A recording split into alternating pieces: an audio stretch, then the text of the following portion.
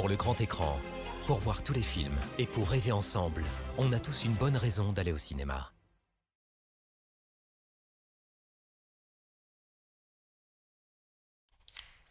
Mesdames et messieurs, bonsoir, Mastar, bonsoir Michel, j'espère que vous avez passé une bonne journée. Ce soir, on se retrouve pour faire le tour des sorties ciné de la semaine. Alors c'est vrai que d'habitude, on le fait le mercredi, mais quand on fait les cafés du cinéma le mardi, je me dis 2 soirs de suite, bon, à parler cinéma, donc du coup je décale au jeudi, sachez-le, pour les prochaines semaines. Et on va attaquer tout de suite parce qu'on a quand même quelques petits films à voir, avec un premier, Hunger Games, la balade du serpent et de l'oiseau chanteur. Plus long comme titre, je crois que c'était pas possible. Et qui est donc un préquel, donc qui se passe avant la première trilogie qu'on avait vue. Trilogie, oui. Alors, trilogie de livres, puisque c'était une adaptation de livres, mais je crois qu'ils avaient fait 4 films, parce que c'est à l'époque où les séries marchaient bien. Bah oui, d'ailleurs, c'est Hunger Games 5, celui-ci. Donc voilà, l'auteur, devant le succès de ses livres après l'adaptation du film, s'est dit, bah on va surfer là-dessus. Il a réécrit un livre, et ça revient au cinéma. On fait le tour, et on regarde la bande-annonce. Monsieur Snow, après tout ce que vous avez vu dans le monde,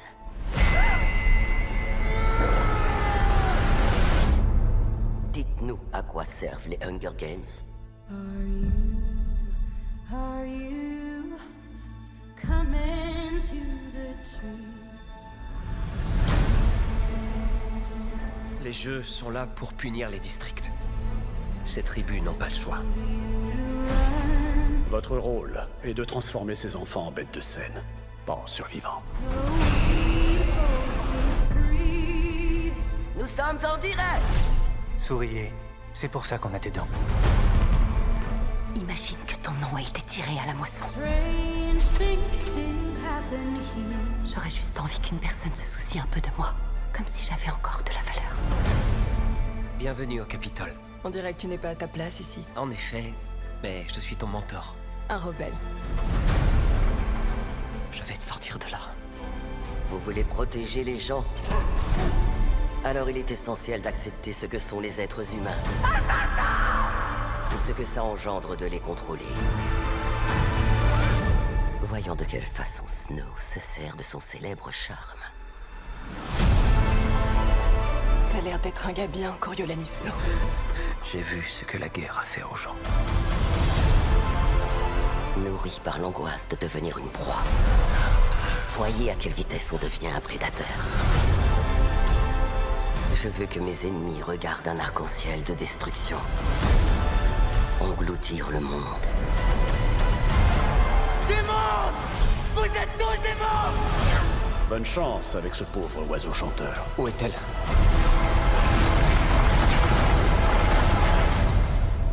C'est un mystère. Et les mystères ont le don de rendre les gens dingues.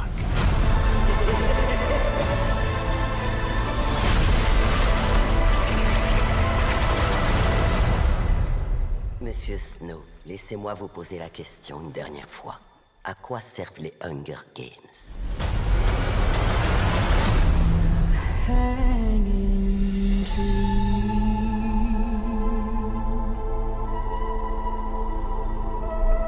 Ce sont les choses auxquelles nous tenons le plus qui nous détruisent.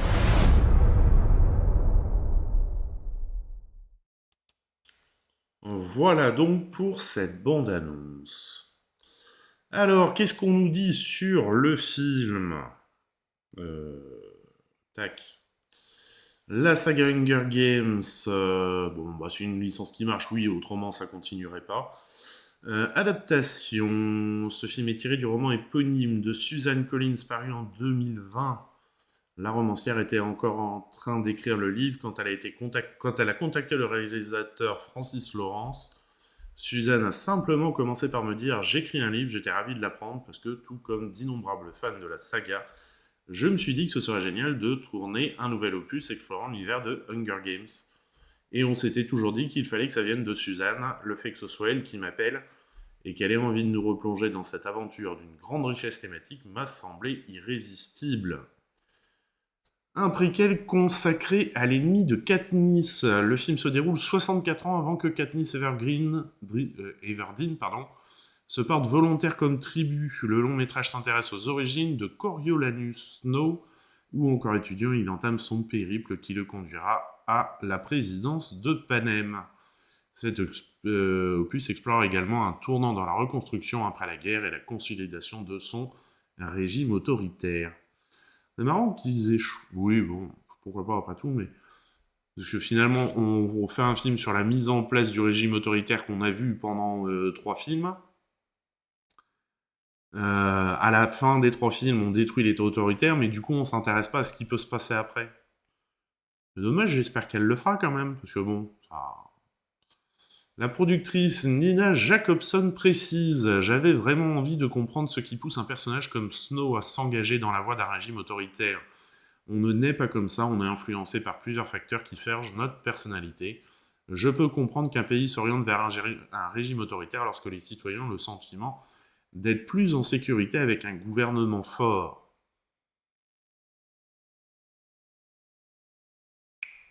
Oui, alors généralement les citoyens n'ont pas le choix. Le réalisateur ajoute « On a pris du plaisir à bâtir cet univers. Le récit se déroule au tout début des Hunger Games, si bien qu'il y a beaucoup de choses que le spectateur a découvertes dans les premiers films qui n'existent pas encore à ce stade. On a déconstruit les jeux, on remonte le temps pour voir comment ils ont évolué. On montre que la topographie de l'arène a changé, que le Capitole commence à influencer les jeux et que le public de Panem se met à y participer au lieu de se contenter de les regarder. C'était stimulant sur le plan artistique de faire évoluer nos personnages dans un monde aux technologies moins avancées et de revenir à un environnement plus dépouillé. Ça, c'est clair que ça doit être intéressant. Francis Lawrence de retour, réalisateur de Hunger Games, l'embrasement et des 2 épisodes de la révolte. Francis Lawrence est de retour pour ce nouveau film. Désolé, je ne vais pas vous lire le nom complet à chaque fois. Il avait hâte de replonger avec la productrice Nina Jacobson dans l'univers créé par l'autrice Suzanne Collins. Quand on tournait les premiers films, Nina et moi évoquions souvent la période très sombre et les guerres qui avaient conduit à la création de Hunger Games. Suzanne avait imaginé une extraordinaire mythologie, une formidable histoire qui l'accompagnait. Les récits que racontent les films parlent des conséquences de la guerre, ils s'intéressent à ses différentes facettes. Et à mesure qu'on parcourt la série, on aborde des enjeux comme le syndrome de stress post-traumatique, la propagande, la perte d'être cher, la disparition d'un certain mode de vie. Oui, la propagande, la répression aussi. Le jeune Coriolanus, campé par Donald Sutherland dans les précédents films de la saga, Coriolanus Snow est incarné ici par Tom Bliss, vu dans la série Billy the Kid, dans lequel il tient le rôle titre, et The Gilded Age. Le comédien s'est préparé aux auditions en lisant le roman de Suzanne Collins. Dès que j'ai eu le premier chapitre, j'ai été captivé. Coriolanus est un personnage extrêmement complexe. C'est d'abord un jeune homme perturbé qui se bat pour sa famille avant d'être animé par de sombres ambitions. La productrice déclare à son sujet « Tom a été une révélation, c'était très difficile de trouver un acteur correspondant à Coriolanus. Il fallait absolument qu'il puisse manifester sa part d'ombre et qu'on puisse aussi se dire qu'il était susceptible de pencher vers le bien. Quand on rencontre Tom Bliss et qu'on découvre la sincérité et la précision de son jeu, on a le sentiment qu'il peut effectivement basculer d'un côté comme de l'autre. » Snow est assigné pour être le mentor de Lucy Greybeard, une tribu originaire du district 12, comme Katniss Everdeen. Lucy Grey et Katniss ont en commun de capter l'attention de la foule pendant les jeux, l'une avec un courage tenace et une véritable assurance, l'autre avec un sens du spectacle instinctif et une grande intelligence politique. C'est Rachel Zegler, révélée par West Side Story, qui incarne... Ah oui, je me demandais où je l'avais vu, dis donc. Bah voilà, West Side Story. Le dernier, pas ceux qui ont joué dans le premier, ils sont plus âgés que ça maintenant. qui incarne Lucy Gray. L'actrice avait lu la trilogie de Suzanne Collins plus jeune. Ma mère tenait absolument à ce que ma sœur et moi les lisions. Je suis rapidement devenu très fan des livres, puis des films. Quand Suzanne a annoncé la parution du nouvel opus, j'étais super impatiente. La transformation de Viola Davis pour se glisser dans la peau du docteur Volumnia Gaul. Viola Davis est passée entre les mains des maquilleurs prosthétiques, prosthétique.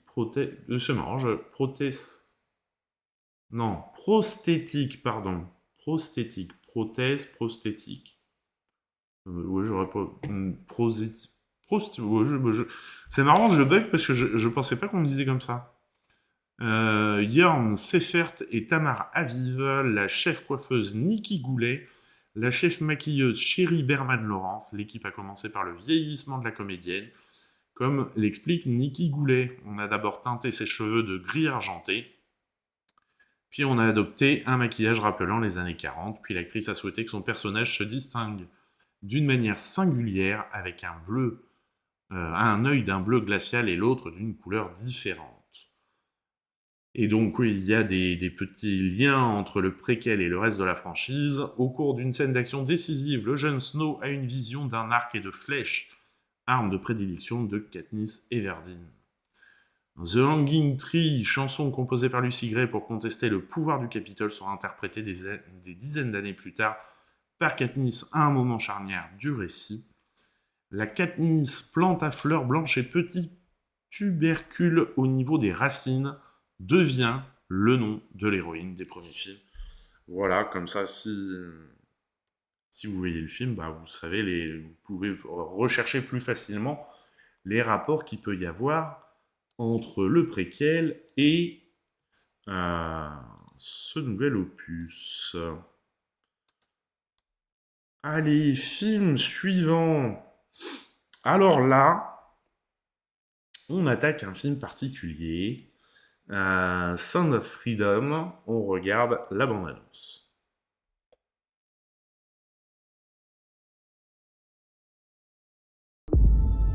C'est le réseau criminel international qui connaît la plus forte croissance au monde. Il a déjà dépassé les ventes d'armes illégales. Et il surpassera bientôt le trafic de drogue.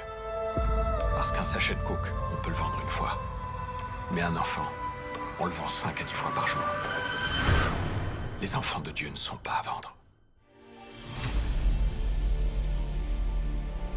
Tu fais ça depuis combien de temps?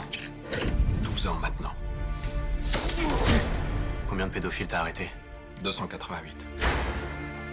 Combien d'enfants t'as retrouvé? Timoteo, tú rescatas niños, ¿verdad? ¿Puedes ayudarme a encontrar mi hermana? Te prometo. Notre département, c'est la sécurité intérieure. On ne va pas aller sauver des enfants du Honduras en Colombie. Alors elle va disparaître. C'est fini. Imagine, tu entres dans sa chambre, là, maintenant, et tu trouves le lit vide. Qu'est-ce qu'on ferait? Il faut que tu démissionnes et que tu ailles sauver ces enfants. En ce moment même, elle peut être dans l'immeuble voisin, comme elle peut être à Moscou, à Bangkok, à LA. Elle, c'est un gros poisson. C'est le territoire des rebelles. Personne ne peut y aller. Ni l'armée, ni la police. Et nous encore moins. Et s'il s'agissait de votre fille? Les Marines viendront pas te sauver. Vous serez tout seul.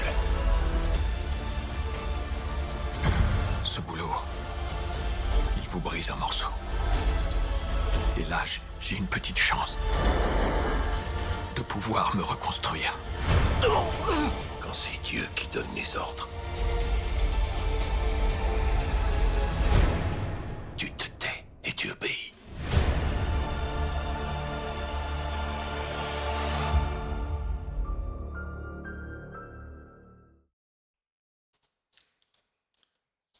Voilà. Bon, alors. Le film a fait polémique. Il a été... puisqu'il est sorti aux États-Unis début juillet. Et il a quand même plutôt pas mal marché aux États-Unis. Et c'est essentiellement quand même des mouvances type QAnon, proche de Trump, qu'on soutenu le film et fait la promo du film et fait marcher le film. Pour avoir vu le film, je me suis demandé pourquoi, en fait, parce que bon, déjà le film est mauvais, vraiment. Alors déjà l'histoire, bon, le blanc américain chrétien qui va sauver les petits enfants dans le monde, bon, pourquoi pas, mais enfin c'est mal fait. Marrant, la bande-annonce finalement donne plutôt envie. Je n'avais pas regardé la bande-annonce, mais est plutôt pas mal faite et on voit pas trop les défauts du film. Mais Jim Caviezel, là, qui est l'acteur principal, il est toujours en train de sourire. T'as l'impression que c'est Benny Louis qui se balade dans la jungle. Enfin, je sais pas, il y a plein de trucs comme ça. Et pourquoi la mouvance QAnon s'est emparée de ce film? Parce que, pour rappel, la mouvance QAnon lutte contre l'intelligentsia politique, médiatique et économique, parce qu'ils pensent qu'ils organisent des raptes d'enfants pour récupérer un liquide qu'on sécrète quand on est gamin, pour se l'injecter pour rester jeune. Donc bon, voilà, c'est... Et c'est pas du tout évoqué dans le film. J'ai pas très bien compris, moi, mais bon. Alors, on nous en dit un peu plus sur le personnage du film, qui est Tim Ballard. Le scénario s'inspire de la vie de Tim Ballard, qui a travaillé pendant plus de 10 ans en tant qu'agent spécial pour le ministère de la Sécurité intérieure, où il a été affecté à l'équipe spéciale, ça fait beaucoup d'équipes spéciales, chargée de la lutte contre la pédocriminalité sur Internet. Il a œuvré en tant qu'agent d'infiltration pour l'équipe américaine chargée de la lutte contre le tourisme sexuel impliquant des enfants. Depuis ce moment, il s'est engagé dans toutes sortes d'affaires en lien avec la lutte pour le démantèlement des réseaux de trafic d'enfants. Il a travaillé aux États-Unis dans de nombreux pays étrangers pour infiltrer les organisations de trafic d'enfants. Il a réussi à démanteler des dizaines d'organisations, à sauver des centaines d'enfants de l'esclavage et de l'exploitation. Alors qu'il travaillait pour les gouvernements, Tim a constaté que la lutte contre l'exploitation des enfants dans le monde entier nécessitait beaucoup d'efforts. En 2013, il décide avec une équipe d'anciens agents gouvernementaux de quitter son travail pour créer une fondation privée destinée à sauver des enfants des réseaux de trafic. Au sein de la fondation, Tim a créé une équipe capable de travailler dans n'importe quelle juridiction en collaboration avec les forces de l'ordre pour secourir directement les enfants. Cette équipe opère dans le monde entier. Aujourd'hui, Tim dirige The Spear Fund, qui collabore avec des organisations de lutte contre la traite des êtres humains et les finance pour leur permettre d'agir rapidement et efficacement. Alors, voilà. Alors, on va passer à la controverse, on verra le reste ensuite. Parce que là, c'est une vision très gentille du monsieur, quand même. D'après le magazine international Vice, Tim Ballard est accusé par 7 femmes de comportements sexuels inappropriés. Il aurait engagé des femmes de son ONG pour certaines missions d'infiltration visant à secourir des victimes d'abus sexuels et demandait à ces dernières de se faire passer pour des épouses lors de différentes actions. Il aurait alors contraint ces femmes à partager son lit ou prendre une douche avec lui afin de tromper les trafiquants. Dans une lettre envoyée à l'opération Underground Railroad, une collaboratrice l'accuse aussi de harcèlement sexuel. Contacté par Vice, l'organisation a assuré que Tim Ballard avait démissionné de son poste le 22 juin 2023. Il s'est séparé définitivement de Lourdes. L'ONG se consacre à la lutte. Oui, bon, bah ça redit. Mais quand même, j'ai creusé un petit peu le truc. Il n'y a pas que ça non plus. Quand ils disent qu'ils travaillaient avec les agences locales, il y a des fois, il a envoyé des équipes armées sans demander aux... Enfin, quand il n'arrivait pas à discuter avec les autorités locales, ils y allaient quand même. Voilà. Armés, et bon, ils ont fait des scènes comme ça qui n'ont pas toujours été très jojo. Et a priori, s'il a démissionné, c'est que ça commençait à sentir un peu mauvais pour le monsieur. En plus de comportements parce que là, je sais pas comment a été écrit l'article, mais il y a plus que cette femme qui porte plainte contre lui pour attouchement, harcèlement et comportement, voilà. Donc bon, voilà, le monsieur, il est particulier quand même, hein. Alors, qu'est-ce qu'on nous dit d'autre? D'après une histoire vraie, bon bah ça oui, on a compris. Et en France, personne voulait sortir le film. Les producteurs américains ont essayé de le vendre aux distributeurs français classiques, type Universal, Warner, machin. Et les seuls qui ont accepté de sortir le film, c'est Sage Distribution. Alors Sage Distribution, on en a un petit peu déjà parlé. C'est eux qui ont sorti le film réalisé par le Puy du Fou il n'y a pas longtemps. Et autrement, ils sont spécialisés dans les films à portée catholique. Voilà. Parce que vraiment, le film n'est pas bon. Payez pas pour aller voir ça. Alors, et le communiqué, j'ai adoré le communiqué parce que ça fait un peu béni oui là aussi. Nous sommes honorés de mettre Sound of Freedom à la disposition du public francophone. Sa vocation, comme l'écrit son réalisateur, est de sensibiliser à la réalité de la traite des enfants. Si c'est ça la note d'intention, alors on met plus en admiration le personnage de Tim Ballard que vraiment dénoncer la traite des enfants, je trouve, moi, dans le film. Nous espérons que le film pourra éveiller les consciences en permettant un débat apaisé et fécond avec l'aide des experts, des journalistes d'investigation et des associations qui travaillent sur ces sujets depuis des années. Le film sortira donc hier. Juste avant la journée mondiale pour la prévention des abus envers les enfants et la journée internationale des droits de l'enfant. Voilà. Et donc aux États-Unis, il a quand même super bien marché, puisqu'il a quand même réuni 190 millions de dollars pour un budget de 15 millions. Donc, quand même, voilà. Et on peut regarder peut-être la note d'intention vite fait. Il a été difficile de voir la controverse partisane nous détourner, ne serait-ce qu'un peu de l'intention profonde de notre travail. Utiliser le pouvoir du cinéma pour sensibiliser à la réalité de la traite des enfants. En 2015, lorsque nous avons commencé à faire des recherches, nous nous sommes dit à plusieurs reprises, s'il y a un sujet qui peut unir tout le monde, c'est celui de mettre fin à la traite des enfants. Nous en sommes toujours convaincus, la traite des enfants n'est pas une question de droite ou de gauche, il s'agit d'une question fondamentale de droits de l'homme qui nous touche au plus profond de nous-mêmes en tant qu'être humain. Il s'agit d'un sujet très difficile. Il est réconfortant que des millions de personnes soient allées dans les salles de cinéma pour voir un film sur ce sujet. Le film n'a pas été conçu pour les républicains ou les démocrates, il a été conçu pour les êtres humains, car la traite des enfants est un problème dont l'impératif moral est évident pour le cœur humain. Ouais, il se répète là. Et c'est au problème lui-même que nous devons faire face. Nous devons faire face au fait que, selon le ministère de la Justice, l'Amérique est l'un des plus grands consommateurs de vidéos et matériel relatifs aux abus sexuels commis sur des enfants, et que l'argent américain contribue à alimenter ce trafic national et international. Nous devons nous attaquer aux problèmes sociétaux sous-jacents et aux entreprises criminelles qui rendent les enfants d'être victimes de la traite. Bon. Alors, l'intention est bonne et louable, hein, on va pas dire le contraire quand même. Mais si l'intention c'était ça, je pense pas que choisir Tim Ballard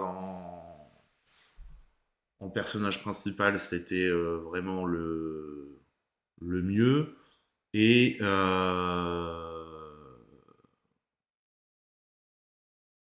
moi j'ai plus eu l'impression de voir un film qui mettait ce personnage de Tim Ballard sur un piédestal que vraiment un film qui éveille les consciences contre la traite des enfants, à mon avis. Mais si jamais vous avez le courage d'aller le voir, parce qu'il fait un petit peu plus de 2 heures et on les sent passer, n'hésitez pas à me faire des retours, parce que je suis curieux de voir un peu les avis. Merde, j'ai fermé la fenêtre. On va voir vite fait les critiques. Freedom. La répartition des notes spectateurs sur ce film est inhabituelle. Comme c'est drôle. L'action domine sur le sujet, mais le film a le mérite de dévoiler dans ce thriller l'internationalisation d'un trafic. Bah, en même temps, tous les trafics sont internationaux maintenant. Ouais, la critique presse est quand même pas superbe. Un estase lourdingue et hypocrite de film hollywoodien.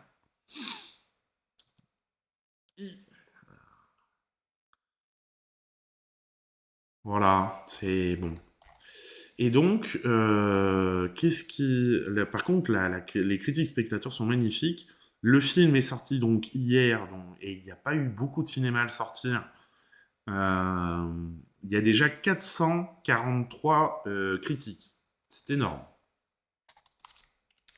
Si on prend le film, un autre film qui est sorti hier, voilà, il y a une centaine de notes, tu vois, en une journée. T'as pas autant de notes que ça. Ça ne se voit pas. Donc, comme pour... on avait eu le même problème sur le film, justement, du Parc du Puy du Fou, où il y avait plein de comptes qui avaient été créés le jour de la sortie sur Allociné pour mettre des notes positives au film. Alors, que veut dire une répartition inhabituelle des notes sur Allociné? Pour chaque nouveau film, l'équipe d'Allociné scrute de très près les notes et critiques postées par les spectateurs. En de très rares occasions, nous pouvons observer une répartition inhabituelle des notes. Donc, cette question pour comprendre la polémique qui accompagne la sortie du film. Pour chaque film ou série, Allociné donne la possibilité aux utilisateurs connectés d'attribuer une note allant de 0,5 à 5 et de l'accompagner ou non d'une critique pour détailler leur avis. Pour chaque critique postée, un internaute s'engage à respecter la charte Allociné, devant notamment veiller à ce que sa critique ne comporte pas de spoiler ou utiliser la balise spoiler prévue à cet effet.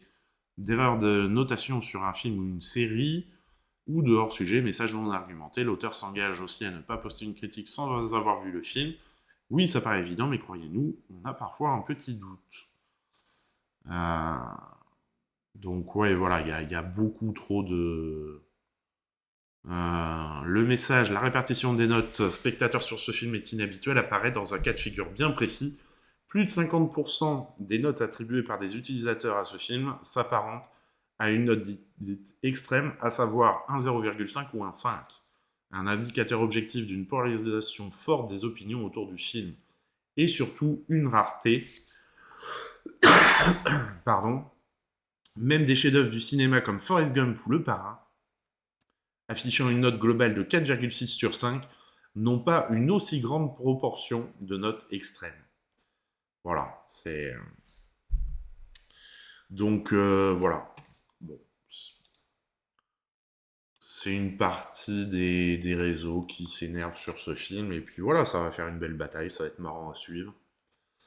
Et on passe au film suivant, How to Have Sex, qui a été présenté à Cannes et qui a eu le prix Un Certain Regard.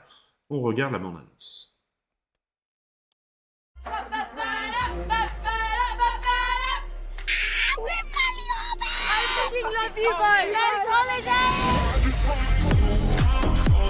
Oh my god, you look insane! If you don't get laid on this holiday, then you never will. I can't die a virgin! What's your name? Tara.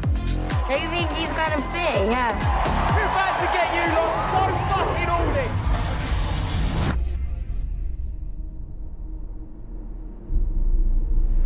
This tastes like this. She's with you, no? She not yours? I don't like it.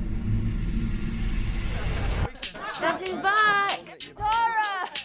Where have you been? Taz.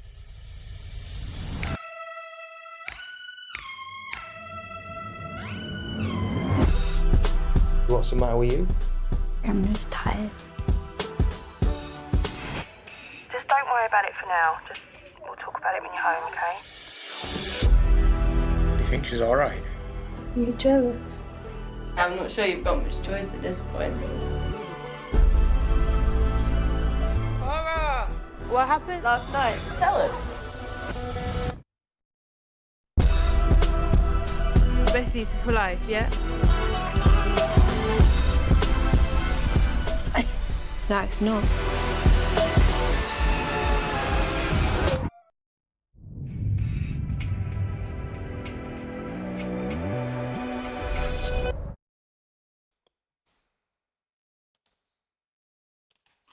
Voilà. Là, on comprend qu'il y a un message qui est quand même un petit peu plus poussé et réfléchi que sur le précédent, par exemple. Alors, qu'est-ce qu'on nous dit sur le film? Donc, il a eu le prix à Cannes, ça on l'a déjà dit, de chef opératrice à réalisatrice. Le film est le premier long métrage de Molly Manning Walker en tant que réalisatrice. Elle a auparavant officié comme directrice de la photographie sur une quarantaine de productions. À l'origine, elle voulait devenir réalisatrice. Bonsoir, monsieur Aki Wizard, comment vas-tu? Directrice de la photographie sur une quarantaine de productions. À l'origine, elle voulait devenir réalisatrice de documentaires, mais ses études à la National Film and Television School de Londres lui ont fait comprendre qu'il était plus facile de mobiliser des fonds dans le domaine de la fiction. Elle est ainsi devenue chef opératrice dans la section fiction, puis a fait son film de fin d'études avec sa meilleure amie comme réalisatrice avant de se mettre à écrire et réaliser ses propres courts-métrages. Eh ben écoute, ça va plutôt bien. Souvenir de vacances. Lors d'un mariage à Ibiza, la réalisatrice a retrouvé des amis de jeunesse avec lesquels elle s'est souvenue de leurs premières vacances sur cette île et notamment d'une histoire de fellation en public sur une scène. On s'en souvenait tous et nous nous sommes rendus compte de l'impact que cela avait eu sur les ados que nous étions. Je n'avais pas pris conscience que ces événements avaient eu une telle incidence sur ma vie sexuelle, mais aussi sur celle de toutes les filles à qui j'ai parlé pendant ce mariage. C'est là que tout a commencé et que j'ai abandonné le scénario sur lequel je travaillais à Londres. Ah, l'alcool, ça fait pas que des bonnes choses, hein. Un tournage en Crète. L'équipe a à l'origine fait des repérages à Magalouf, sur l'île de Majorque, dans les Baléares, mais la forte présence de la mafia représentait une contrainte pour le tournage. La production s'est finalement installée sur l'île de Malia en Crète, la réalisatrice raconte. Je n'étais pas convaincu au départ car je voulais que l'on retrouve ces complexes hôteliers comme à Magalouf, qui ressemblaient à des barres d'immeubles avec plein de vis-à-vis, mais pour pouvoir tourner avec des figurants et avoir une semaine supplémentaire de tournage, m'ont convaincu. Le tournage a duré 6 semaines, les 2 premières ont été consacrées uniquement aux scènes de fête, et les 4 suivantes étaient pour celles de l'hôtel. Lors de mes premiers jours de tournage, j'ai dû diriger de 250 à 300 figurants en extérieur. Même pour un réalisateur chevronné, ça commence à faire beaucoup, alors pour un premier film, bravo. Une scène d'agression sexuelle et la scène de fellation sur scène, tout ça a été avec une météo complexe. Le 3e jour, lors de la pause de déjeuner, j'ai dû me rappeler à moi-même qu'il fallait que je prenne du plaisir malgré la difficulté. Là, oui, c'est peut-être pas facile. Le casting. La rencontre avec Mia McKenna-Bruce, qui incarne Tara, a été une évidence pour la réalisatrice. Oui, il y a des scènes, mais le film est très très chouette. Elle avait cette nature joyeuse, mais au fond d'elle, une certaine tristesse que je n'avais vue chez aucune autre comédienne lors des castings.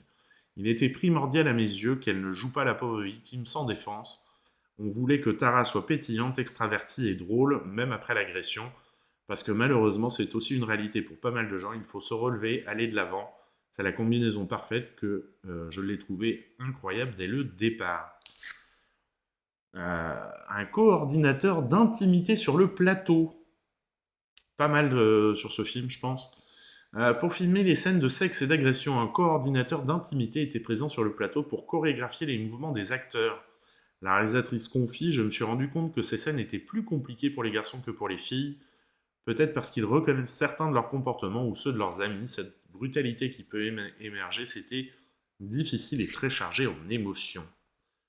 Zone grise, le film montre la première relation sexuelle d'une jeune femme comme un rite de passage et interroge la notion de consentement, des sujets qui ne laissent pas indifférents et ont suscité des réactions polarisées chez les spectateurs. Celles-ci ont conforté la réalisatrice dans son choix de représenter les agressions non pas d'une manière violente ou excessive, mais réaliste. Nous devions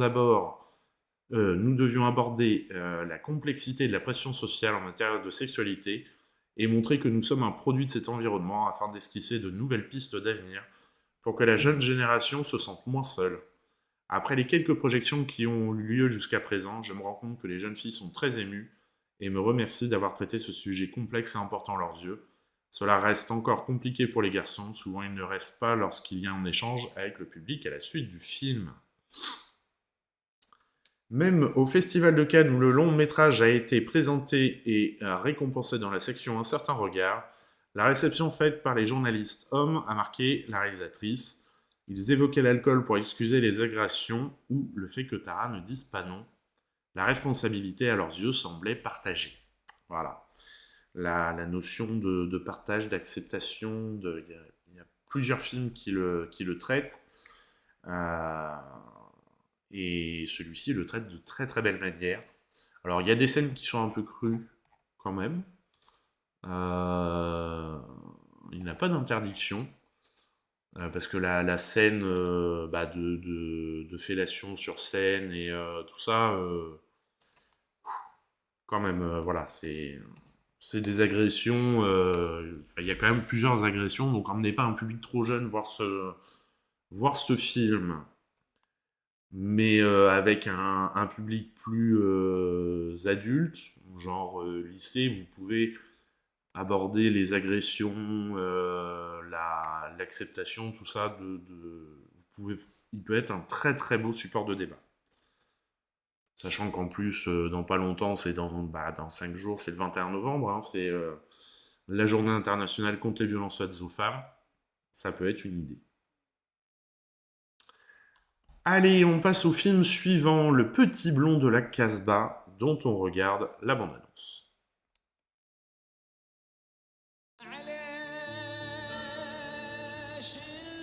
Alger, c'était une des plus belles villes de France. Tu vois, là-bas, c'est la Casbah. C'est là où je suis né. Avec tes cheveux si blancs. On était vraiment une drôle de tribu. Mon père avec son crâne rasé. T'es capot, moi, Jacques. Pas pour les enfants. Ma mère, c'était la plus belle. T'as le plus beau sourire du quartier. Arrête. Heureusement que mon mari, il est pas là. Hein. Mes frères, toujours habillés pareil. Et mes copains. Rosoli, c'est le meilleur pour les créponnés. On était pauvres, mais on s'en rendait pas compte. Et dans notre immeuble, on vivait tous ensemble. Les enfants, montez faire vos devoirs. Allez, arrêtez d'écrire, il fait chaud. Madame Agege, vous êtes du Constantinois? J'ai eu peur que tu m'oublies. Un dimanche d'été, le cœur battant, j'allais vivre un moment qui allait changer ma vie. J'ai découvert le cinéma. Mais la guerre allait tout bouleverser. C'est comme ça le cinéma, c'est comme la vie. Je crois que j'aime mieux le cinéma que la vie. Alger marqué par une violence accrue. Je savais que ça allait arriver un jour. En même temps, ils auraient raison. C'est chez eux ici. Ils vont nous tuer, nous aussi. Eh non, t'inquiète pas. On va partir. On vivait la peur au ventre, en faisant semblant de continuer, comme si la vie était plus forte. Ici, on est chez nous. On est bien, il fait beau, il y a du soleil, il y a la mer. On était là depuis le début, nous, avant les Arabes, les Turcs, même les Romains, tu vois. Ici aussi, c'est la France, monsieur. La France? Avec les femmes voilées dans la rue, les mosquées. On est comme ça, ici, on s'entend bien. En faisant ce film, je voulais comprendre d'où je venais. Qui j'étais vraiment. Qu'est-ce qu'on leur a fait, mon Dieu?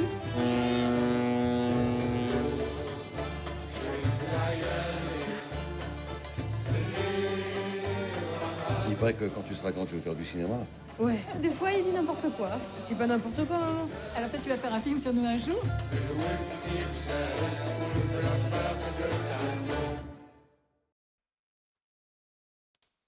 Voilà pour ce film. Alors, qu'est-ce qu'on nous dit? Du livre au film, en 2003, Alexandre Arcadi publiait un roman, Le Petit Blond de la Casbah, qui revenait sur son enfance algéroise. Il n'imaginait pas en faire un film, car ce récit était trop intime, je faisais un blocage, et même si j'avais toujours raconté des histoires proches de ma sensibilité et de mes racines, même si j'avais déjà évoqué l'Algérie, c'était à travers les histoires des autres, comme pour le coup de Sirocco, là-bas mon pays, ou ce que le jour doit à la nuit. Je n'avais jamais parlé de mon propre parcours. C'est le confinement qui l'a poussé à se replonger dans son enfance. Le silence de la ville m'a ramené au son de mon enfance. Je ne sais pas pourquoi, mais j'ai tout à coup entendu résonner dans ma tête le roulement de la charrette du laitier sur les pavés, le bruit des sabots des ânes dans les ruelles pendant le ramassage des ordures, le chant du coq, la cloche de l'église voisine. Tous ces bruits si caractéristiques de l'Algérie de mon enfance me sont revenus étrangement d'un coup, et je me suis dit que c'était peut-être le moment d'écrire mon histoire. Le confinement a eu un drôle d'effet sur lui quand même, parce que réentendre le roulement de la charrette du laitier sur les pavés à Paris, alors qu'il n'y avait plus rien, on n'a pas eu tous le même rapport au confinement, je pense. Note d'intention. En faisant ce film, je crois que j'ai envie de boucler la boucle, comme on dit, et d'apporter une vision apaisée de cette époque à tous ceux qui ont un lien avec l'Algérie, qu'ils y soient nés ou qu'ils n'y aient pas vécu. Comme tous les témoins d'une époque disparue, j'ai ce fantasme de refaire vivre sur le grand écran un temps révolu, de reconstituer une façon de vivre que beaucoup comprennent mal aujourd'hui, en m'emparant à mon tour de mon histoire, en me penchant sur mon enfance. J'ai le sentiment que ce que je veux faire passer à travers ce film sera perçu aujourd'hui avec intérêt chez nous, en France, dans un pays qui tente lui aussi de faire cohabiter paisiblement ces diversités. Le titre. Le film reprend le titre du roman. Cet intitulé provient d'une mésaventure arrivée au réalisateur quand il avait une dizaine d'années et qu'il jouait dans les ruelles de la Casbah avec ses copains tous bruns, tandis que lui était blond aux yeux bleus. Il se souvient. Des touristes sont passés par la rue du Lézard et en m'apercevant, ils ont sorti leur appareil photo pour me photographier moi, pas les autres, et je me suis senti horriblement humilié. Paradoxalement, leur geste m'a fait sortir du cadre malgré moi. Je me suis soudain senti différent et à partir de là, j'ai commencé à observer le monde autour de moi, le quartier où je vivais, les voisins, mes proches. C'est depuis cette photo, je crois, que j'ai conservé intacts les souvenirs de mon enfance. Jean Benguigui dans la peau d'une grand-mère. Il me semblait bien l'avoir reconnu. Alexandre Arcadi a constitué facilement le casting de son film. Les acteurs qu'il avait en tête ont tous accepté sa proposition après avoir lu le scénario. Il restait en revanche un personnage qu'il n'arrivait pas à trouver, sa grand-mère, Lisa Messaouda Hadjedj. Elle mesurait 1m50, pesait 150 kg et ne parlait que l'arabe. Quelle actrice pouvait incarner cette femme hors norme ? Je me suis souvenu d'un one-man show de Jean Benguigui sur sa mère et sa grand-mère, bien avant Michel Boujna, Elie Kakou ou Gad Elmaleh. Il s'était emparé de ces deux personnages féminins qui avaient marqué sa vie à lui aussi. Jean a tout de suite accepté, il savait que c'était une performance et moi j'avais confiance et je crois que j'ai eu raison. Et oui, on le voit dans la bande-annonce. Le tournage s'est déroulé à Alger pour les extérieurs et la partie contemporaine, tandis que les intérieurs ont été filmés à Tunis, qui avait déjà servi de décor à Alexandre Arcadi pour le coup de Sirocco, le grand carnaval, ce que le jour doit à la nuit. Ainsi, l'immeuble de la rue du Lézard a été trouvé à Tunis. L'équipe a trouvé par chance un bâtiment qui ressemblait à s'y méprendre à l'original et qui a été rénové entièrement. Et voilà, et donc son père était aussi réalisateur. Voilà pour ce film qui a l'air quand même assez intéressant. Film suivant, c'est un film assez particulier avec Marion Cotillard qui tient le film quasiment toute seule, je crois. On regarde la bande-annonce.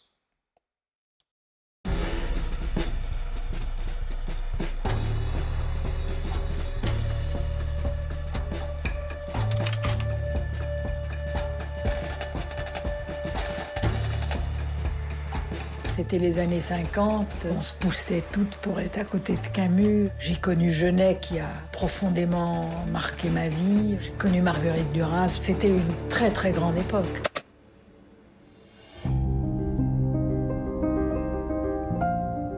Ça, c'est son jean. Elle mettait tout le temps ce collier. Ma mère m'a laissé une énigme.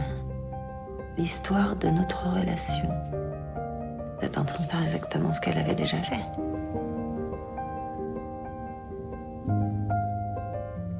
Enquêter sur votre mère.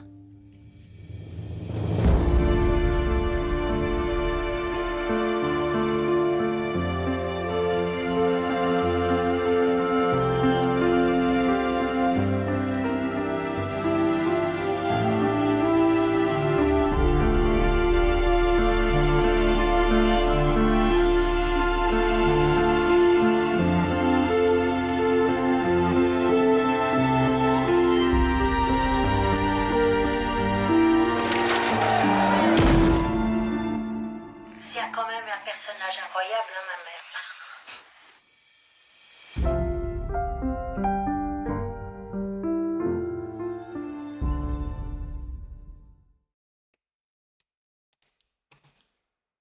Voilà, on sait que Marion Cotillard sait se transformer. Et là, on le retrouve encore, on l'avait découvert, oui, dans La Môme, où vraiment elle avait un changement physique qui était assez impressionnant.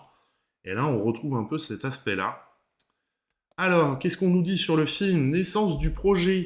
La mère de Mona Achache, Carole Achache, s'est suicidée le 1er mars 2016 sans laisser de mots. Dans sa cave, elle avait stocké 25 caisses en plastique contenant des milliers de lettres et de photos, des correspondances triées, des carnets, des agendas annotés, les archives colossales d'une famille sur laquelle elle avait déjà enquêté lors de l'écriture d'un livre sur sa propre mère, qui avait elle-même écrit sur sa mère.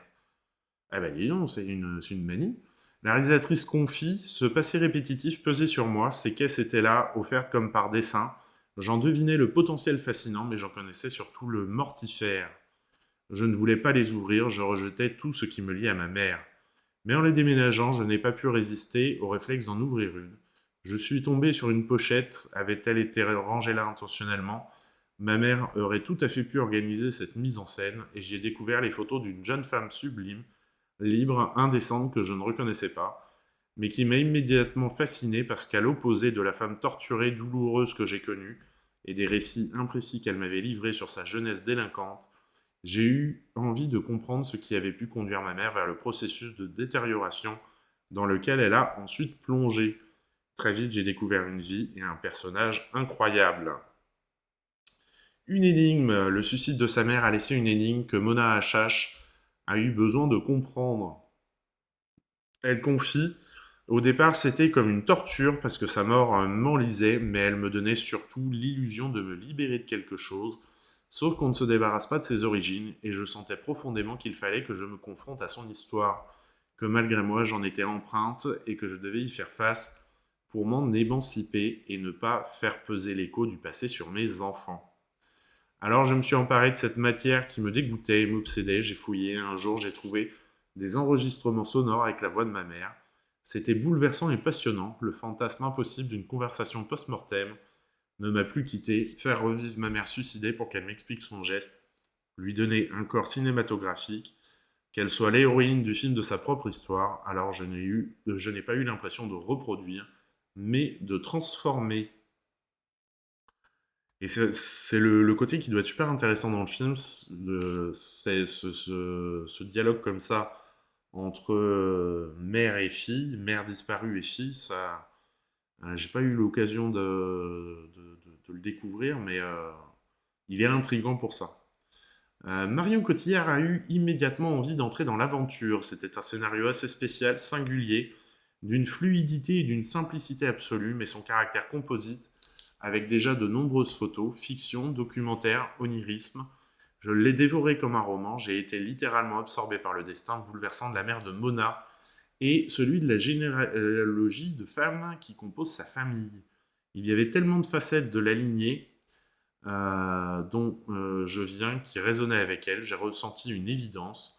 Par bonheur, cela m'est arrivé quelquefois de lire des histoires et de n'avoir aucun doute sur le fait que j'y avais ma place.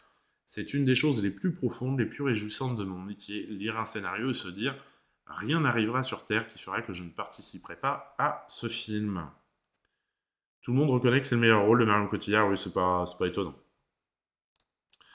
C'est pas étonnant que... oui.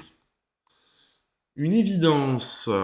Pour Mona Achache, Marion Cotillard s'est tout de suite imposée, d'abord en raison de la ressemblance entre la comédienne et Carole Achache, son insolente beauté, son charisme et sa liberté, et il y avait ma passion, mon admiration pour Marion Cotillard l'actrice, et pour nous être croisés un peu, l'intuition qu'elle comprendrait Carole, que quelque chose nous liait autour de son histoire qui pouvait être le point de départ d'une incarnation très forte. Le parcours de ma mère est marqué, fracturé par celui d'écrivain puissant et reconnu. J'avais envie de répondre à cela par un geste cinématographique exigeant et donner à Carole l'aura d'une actrice iconique. Contredire les ténèbres de Carole par cette lumière, je savais que ce personnage demandait un travail et un talent hors norme. Carole est le personnage principal et unique de ce film. Il fallait une actrice qui puisse faire face à l'enjeu d'y être omniprésente. Marion est mutante, l'observer est toujours absolument fascinant. Pour toutes ces raisons mêlées, c'est avec elle que j'ai eu envie de partager cette expérience. Un travail de synchronisation. Marion Cotillard a repris en synchro de nombreux passages de texte enregistrés avec la vraie voix de Carole. Il y avait ce travail de synchronisation à faire et cet autre consistant à trouver la voix de Carole à travers des monologues exclusivement tirés de ses récits. Or, il fallait que le passage de la synchro à ma voix soit fluide.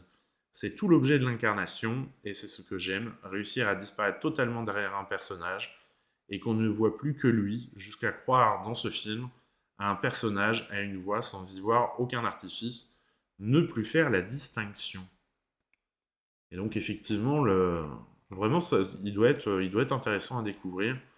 Et la presse est unanime, hein. On est à 3,9 sur 5 au niveau de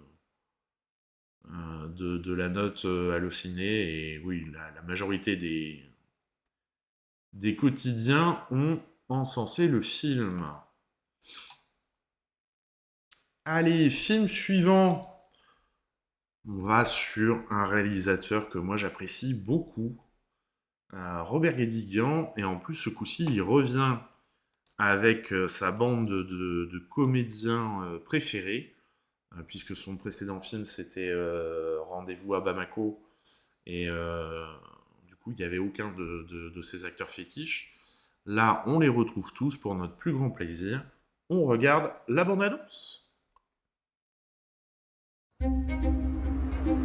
Il faut affirmer sans cesse que rien n'est fini, que tout commence. Pour gagner, il faut 3 choses. 1, le programme. 2, le programme. Et 3, le programme. Moi, je pense que justement, ce qu'il faudrait, c'est des nouvelles têtes. Faudrait surtout de nouveaux cerveaux. Je voulais vous présenter Alice. On va se marier, tout est déjà programmé, on aura 9 enfants. Bienvenue chez nous, Alice. Bon courage. Allez, s'il vous plaît. Elle est merveilleuse, non? Vous savez, c'est ma fille. Je vous remercie d'avoir accepté mon invitation. Prenez des rougets. Ils contiennent toute la Méditerranée. Comme vous. Si tu savais... Bah quoi? J'ai fait l'amour. Et tu trouves ça drôle? Je sais pas, ça t'a plu? Bah oui, ça m'a plu. Avec la situation tragique des logements, des écoles, le fruit est mûr. Et ce serait atroce de perdre parce qu'on n'est pas arrivé à se mettre d'accord sur la tête de liste. Ça, j'aimerais tellement qu'une seule fois tu sois élu. Eh ben, on n'y est pas, hein. Alors, Marseille, ça vous plaît? Tous les gens, ils sont de gauche ici. Pas de bourgeois, pas de racistes. Il y a que des braves gens. Emmenez-moi au bout de la terre. Je sais pas pourquoi je suis speed comme ça. Quand on a envie de changer le monde comme toi, on a intérêt à être speed, il y a du boulot. Tu es celle qu'ils attendent tous. Ça se voit.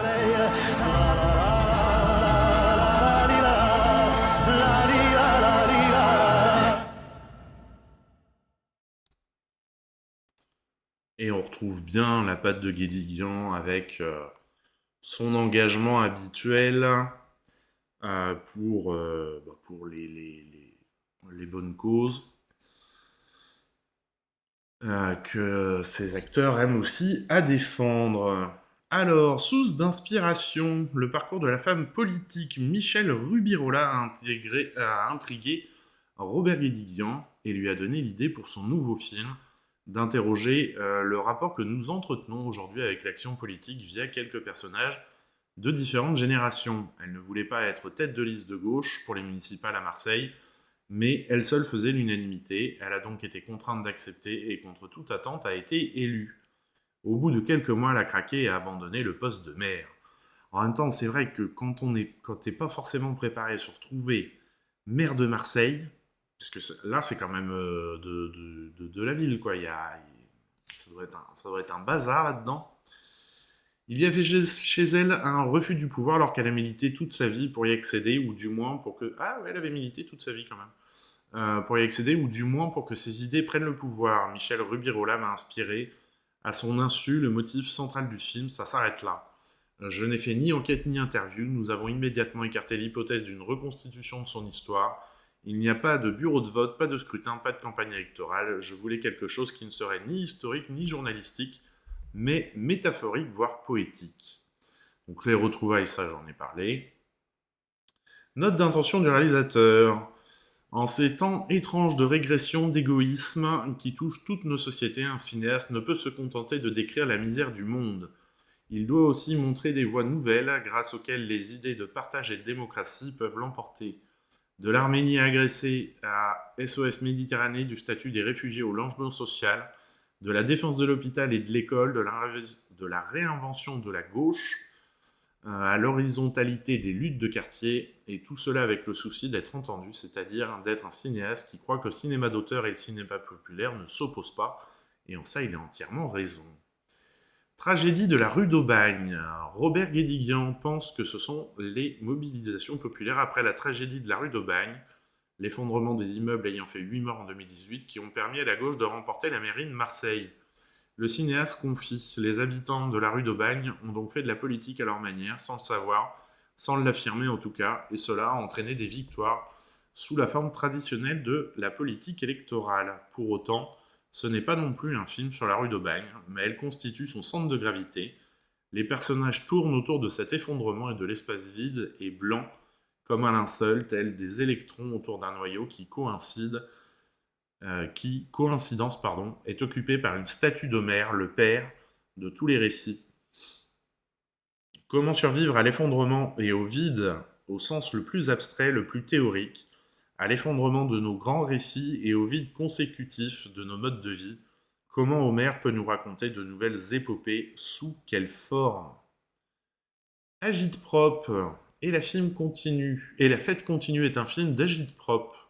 Robert Guédiguian précise « J'aime beaucoup cette forme extrêmement populaire et inventive qu'ont adopté les artistes au début de la Révolution russe afin de participer à la dynamique du changement, à sa vitesse. Mayakovsky, Vertov, Meyerhold, puis en Allemagne, Piscator, Karl Valentin, Brecht. En un mot, cela consiste à parler de tout ce que nous vivons en même temps, de passer du coq à l'âne, à utiliser tous les moyens possibles pour mieux questionner et comprendre l'air du temps, en mettant à profit les hésitations, les certitudes et les doutes des hommes pour que le spectacle soit réjouissant. J'ai toujours adoré cette liberté formelle, jubilatoire qui titille nos sens et nos esprits. Uccellini Uccellacci est un merveilleux film d'agitprop de Pasolini. Ah ok, je vois ce qu'il veut dire. Côté photographie, Robert Guédiguian et le directeur de la photographie Pierre Milon ont voulu une image irréaliste, tout en faisant en sorte que cet irréalisme se voit le moins possible. Tout parti pris de mise en scène doit se ressentir et non se voir. J'ai un bruit dans mon enceinte, là, qu'est-ce que c'est que ce bruit dans mon enceinte? Vous l'entendez, le bruit, là, un petit bourdonnement ou pas? Comment on fait déjà? Menu, Restart Audio Engine. Ouais, bah, je sais pas. Non, t'as pas l'impression? Bon, bah écoute, tant mieux, si c'est que chez moi, c'est bon. Tout est... Je sais plus où j'en étais. La nuit, nous avons systématiquement éteint l'éclairage urbain pour lui substituer notre vision des scènes. Le jour, soit nous avons attendu les bonnes heures pour tourner, soit nous avons stylisé la lumière à l'étalonnage numérique. Bonjour Lara, comment vas-tu? Robert Guédiguian au sujet du titre. Rares sont les cinéastes qui parviennent comme lui à garder le cap d'un cinéma politique exigeant et populaire où les rêves de changer le monde cohabitent avec les doutes. Humain Magazine. Merci Michel pour cette critique, partage de critique qui est effectivement très belle et c'est ce qu'il fait depuis ses débuts. Le titre a existé tout de suite. Nous avions pris la décision irrévocable de faire un film qui se terminerait bien. Après le décentrement africain de Twist à Bamako, j'avais fait Gloria Mundi qui était très sombre. Nous pensions, en écrivant le scénario... Ah bah ça s'est arrêté, le petit bruit. De ce film, que le film serait même plus optimiste qu'il ne l'est aujourd'hui. Mais de nombreux dilemmes ont surgi chez moi et chez les personnages. Peut-être ai-je été gagné par ce qui me domine aujourd'hui. Une certaine mélancolie, mais c'est une mélancolie joyeuse, ce que j'aime beaucoup chez Tchekhov. Une mélancolie sereine. Eh bien, ça va fort bien. Ça va fort bien. Les citations dans le film ne sont pas des références culturelles. Elles témoignent notamment pour le personnage d'Henri d'une vie de lecture, bien sûr, puisqu'il est libraire, mais aussi des aléas de son existence et de ses réflexions. Le réalisateur développe la conception que j'ai de la culture. La culture aide à vivre, elle rassure, elle permet de voir comment d'autres ont traversé les mêmes expériences que nous. Je lis L'art d'être grand-père de Victor Hugo et cela m'amuse de constater que j'éprouve les mêmes sentiments que lui. L'extrait de Proust sur les jambes chancelantes des vieillards que lit Henri Arrosa laisse moins seuls ceux qui prennent de l'âge. C'est réconfortant de savoir qu'il est ainsi de toute éternité. Tous les textes que cite Henri sont reliés à des choses qu'il a vécues ou qu'il vit. C'est de la culture incorporée, on peut vivre sans elle, on vit mieux avec elle. Un hommage. Robert Guédiguian a utilisé la célèbre musique de Georges Delerue, que Georges Delerue avait écrite pour le mépris. Outre le fait que cette musique est très belle en soi et qu'elle fonctionne parfaitement avec la scène, c'est effectivement un hommage. Je l'ai fait d'autant plus volontiers que Godard est décédé pendant le montage. La première fois que j'ai entendu cette musique avec le plan séquence sur Bardot et Piccoli, je devais avoir 17 ans. Ça m'a sidéré et ça continue à me sidérer. Oui, Henri est professeur d'université, tout à fait. Voilà donc pour ce film. Eh B. Je me suis réenrhumé, c'est pas possible ça. Allez, film suivant. Vincent doit mourir. Attention, film très particulier, vous allez voir. Du coup, bande-annonce très particulière. J'avoue que j'ai eu l'occasion de voir le film, mais j'ai fait un refus d'obstacle pour ma part. Parce que la bande-annonce me tentait pas du tout. Et je vais aller me moucher pendant ce temps.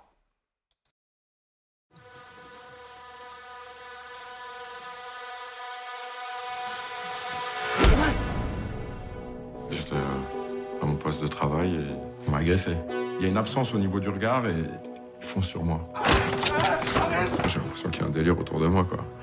Vous êtes senti en colère ces derniers temps? Je pense que vous cherchez l'attention des gens qui vous agressent quelque part. Vous n'êtes pas d'accord avec moi?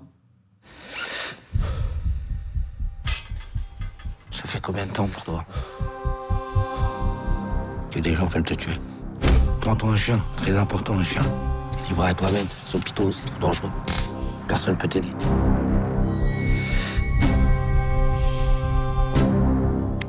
Tu t'appelles comment? Vincent. Je sais pas si tu te souviens, mais tu m'as agressé hier soir.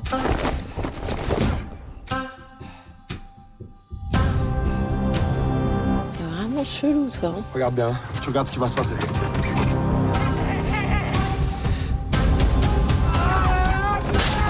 Putain, mais t'es qui? Faut qu'on se casse, là. Tu crois qu'on va y arriver? T'as pas l'impression, toi, des fois, que le monde entier t'en veut? Ouais, ça m'arrive, ouais.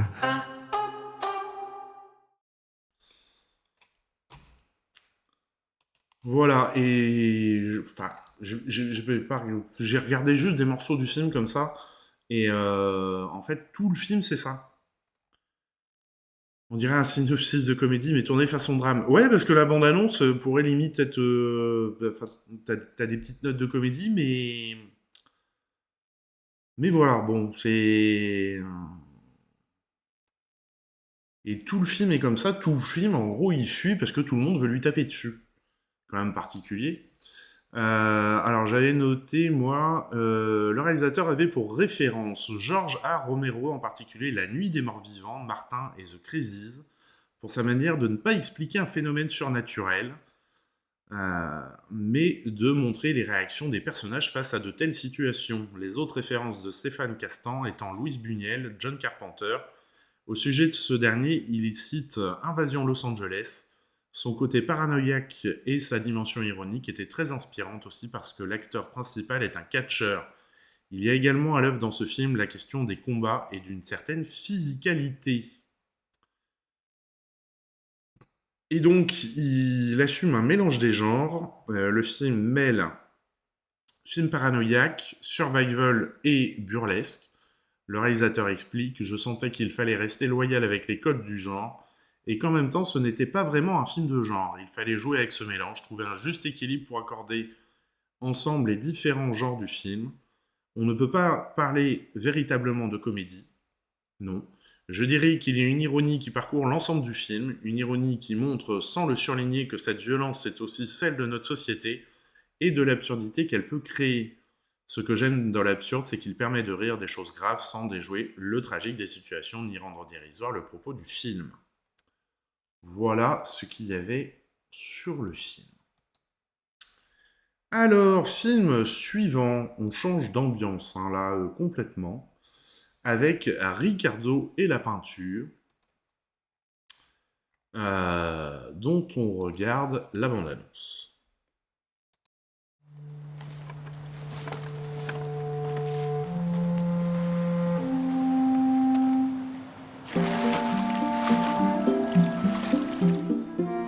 C'est un peu obscène de venir voir un peintre et lui poser des questions pendant qu'il peint. Et même, je te dirais que c'est une sacrée gageure de vouloir faire un film sur la peinture. Quel est le premier peintre qui a travaillé dehors? On va essayer de réfléchir ensemble. En sentant qu'il pouvait dire autant de choses sublimes seulement avec un pinceau et une palette, ça m'a complètement changé la vie, bouleversé, et m'a fait poser plein de questions à partir de là. C'est comme si j'essayais de faire en parallèle d'un côté suivre des maîtres et un autre dessiner et peindre comme si personne n'avait dessiné et peint. L'idée de l'école, c'est quelque chose qui m'accompagne, pour ainsi dire, depuis toujours.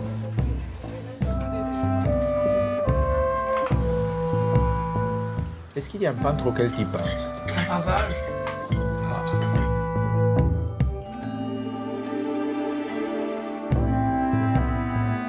Je me dis toujours qu'un tableau n'est pas fait pour faire joli, mais c'est une question de vie ou de mort, tout simplement. Ah, ça c'est beau. Avec la peinture, j'ai cru qu'on pouvait saisir quelque chose de cette beauté qui autrement nous échappe. La vie véritable se trouve dans la création. Souviens-toi de vivre.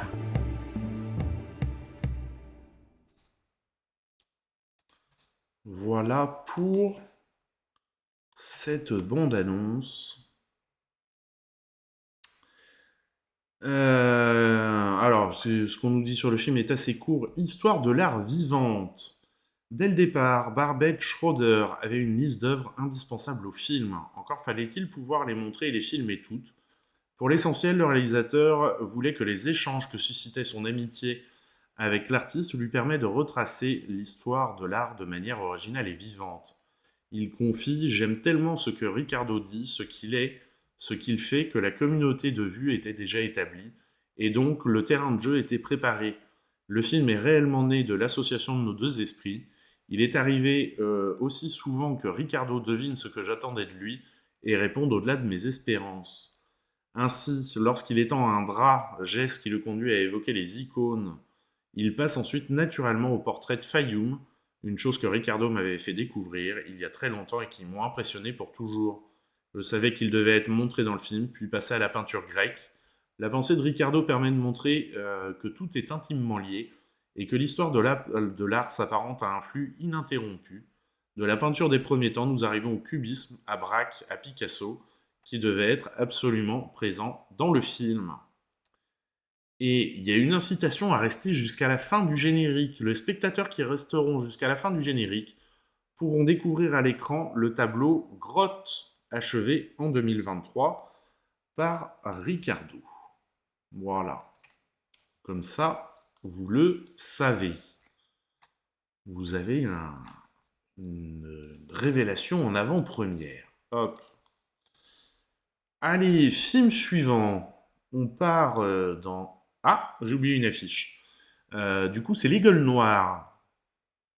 On part dans le nord de la France, dans les mines, et on regarde la bande-annonce. Chaque jour que Dieu fait, je descends en enfer. Les mines, c'est difficile, mais vous aurez 18 mois renouvelables de travail. Regardez-le, le petit nouveau. Alors, c'est lui notre arabe? Tu sais comment on nous appelle, nous, les mineurs? Non. Les gueules noires. Parce qu'une fois en bas, italien, espagnol, français ou arabe, on a tous la même couleur. C'est du charbon. Mauvaise nouvelle, tu fais descendre un touriste. Il est déjà descendu? À ton avis? Professeur, vous avez atteint les 1000 mètres. J'espère y trouver quoi? Un trésor?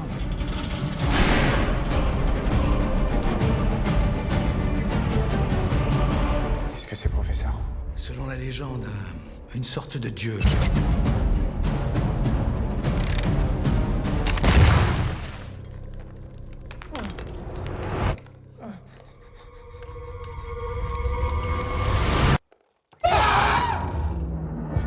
Il y a quelque chose de vivant là-dedans. On est tombé sur un truc qui nous dépasse, mec.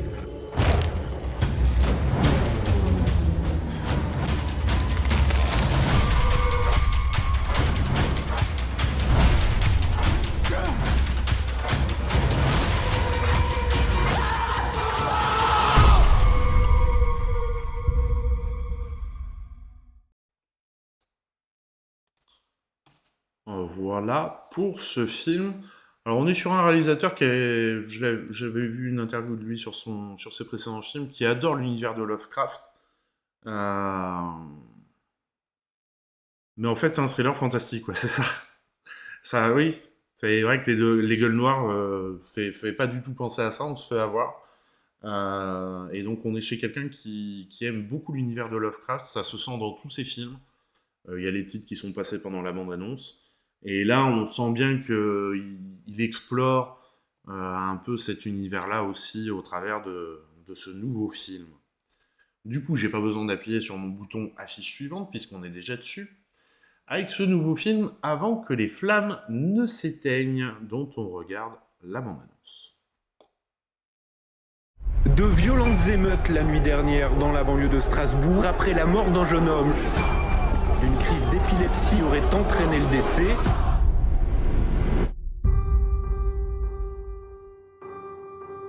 Faut pas enterrer Karim demain. Une fois rendu à la famille, un corps peut plus faire l'objet d'un examen juridique. Vous devriez prendre vos propres photos. Nous aussi, on est de la famille. Il y a moyen d'annuler. Ne récupère pas le corps. Je vous laisserai pas faire ces noms. Mais réveillez-vous. On va pas se laisser faire. Maître, Ah, Madame Aliadari. vous connaissez mon cas? La crise d'épilepsie. Mais c'est pas une crise d'épilepsie. La police est hors de cause. Il faut créer un mouvement. Vous voulez faire de la politique avec la mort de notre frère, quoi. Ça va se retourner contre nous, vos trucs. Elle a raison. Ah, mais là, on n'a pas le choix, papa. Et grâce à qui on en est arrivé là? T'as banni Karim. C'est à cause de toi qu'il a dérivé et on te laisse quand même prendre le contrôle. T'es vraiment la patronne, toi.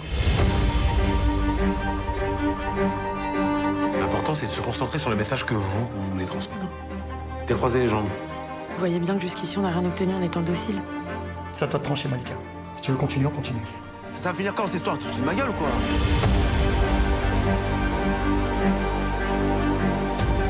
Tu peux pas me dire que mon frère est mort pour rien. Au moment où les experts confirment les mensonges du parquet, on ne cédera pas.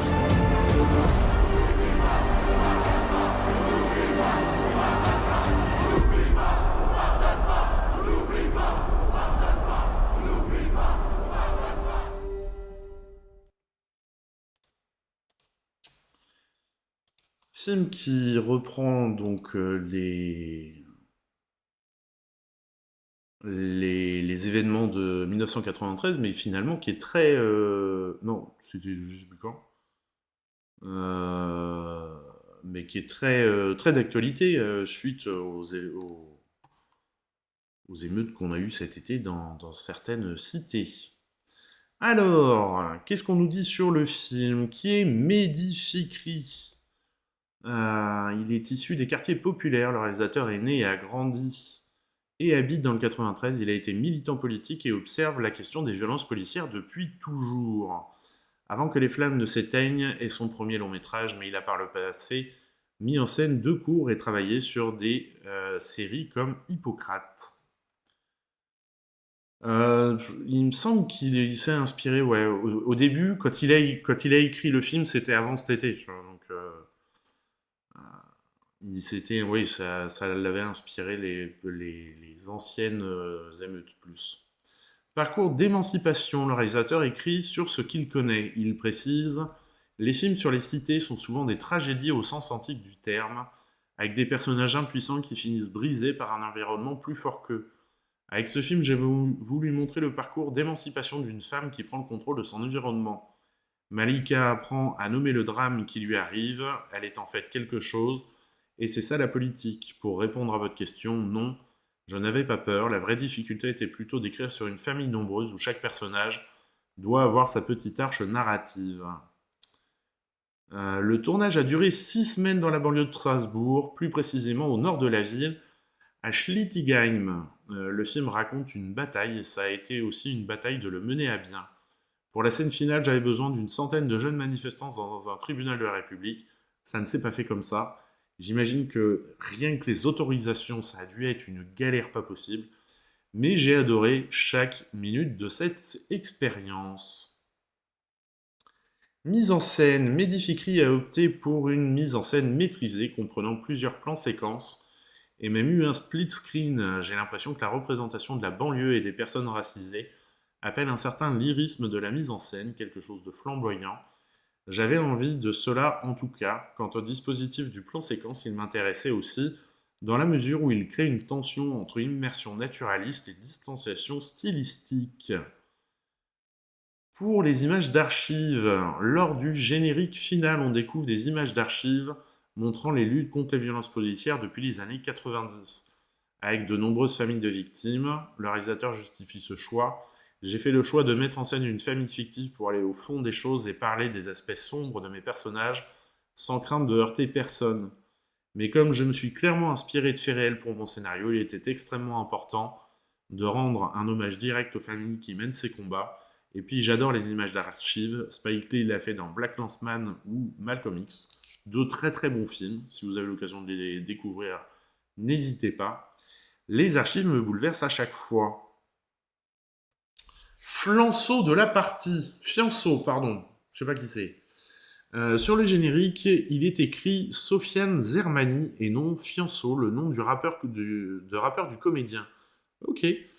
Il explique « Je dissocie le comédien du chanteur. Au cinéma, je ne suis pas Fianso. Je suis simplement un acteur au service d'une histoire. » Eh ben, j'avais pas l'honneur de le connaître. Thématique récurrente. Samir Ghesmi a récemment joué dans Nos Frangins, qui revient sur les tragiques affaires de Malik Oussekine et Abdel Ben Yahya. Très joli film qui était sorti fin d'année dernière aussi, ça. Qui ont eu lieu en 1986. Le comédien explique « Ce qui a changé en 40 ans, c'est la médiatisation. On est plus au courant de ce qu'il se passe. Mais quand on regarde l'actualité, on se rend compte que régulièrement, cela continue. C'est la seule chose que je puisse faire en tant qu'acteur, c'est de continuer à témoigner avec mes films. Je ne suis pas homme politique, mais j'ai envie de croire que les films peuvent avoir un écho, éveiller ne serait-ce qu'une conscience. » Plusieurs chanteurs au casting, Camélia Jordana et Sofiane Zermani, ne sont pas les seuls chanteurs au générique du film. Il y a également l'interprète de Karim, le petit frère assassiné, qui est lui aussi rappeur, et Sonia chante sublimement, mais ça, elle ne vous le dira jamais. Fianso est maintenant un frère pour moi. Nous avions une confiance dingue entre nous, ce qui a permis un vrai lâcher-prise. Pour nos scènes communes, nous avons essayé plein de choses. En tant que musicien et musicienne, on se comprend, on se parle en musique. Sur une prise, je pouvais lui dire « essaie cette teinte-là pour voir », et ça marchait dans les deux sens, c'était très ludique. Depuis, nous avons même joué un couple dans le nouveau film de Manel Labidi à Rennes-Mer, note Camélia Jordana. Et le film est très bien fait et pourrait faire penser, enfin peut faire penser dans l'intention et dans la réalisation, à un film de...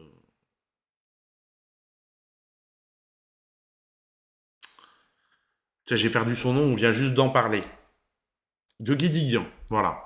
Dans la manière de faire, dans la manière de dénoncer les choses, d'essayer d'apporter des solutions, on peut sentir vraiment une influence. Hop, allez, film suivant. Je vous ai mis un film un petit peu plus léger, là, après ces deux-trois là, parce que... comme par magie, avec Kev Adams, Gérard Jugnot et Claire Schust, dont on regarde la bande-annonce. Quand j'étais petit, je rêvais de transformer cette boule en colombe. Merci, messieurs, dames. Comment je vais faire pour m'occuper de Lison si on travaille tous les soirs? Tu feras comme tous les parents seuls qui bossent. Si tu demandes à Jacques, je suis sûre qu'il sera ravi de t'aider. Les grands-parents qui s'occupent de leurs petits-enfants, c'est courant. Je crois que je préfère encore la nounou. Si je garde ton gosse, y'a moyen que je fasse des snaps avec lui? Le bébé, c'est l'avenir. On peut lui mettre une litière. J'ai un vrai savoir-faire avec les enfants. Qu'est-ce qui se passe? Sa couche est encore débordée. Attention, Jacques, là, c'est quoi ça? Reste en est. T'aimes pas le chocolat? On a bien eu ton papa. Si tu veux, je peux rester ici. Ouais, ça vient. Pour m'occuper de la petite. T'as faim, t'as soif, t'as envie de faire caca, je sais pas. Je suis crevé, moi, en ce moment.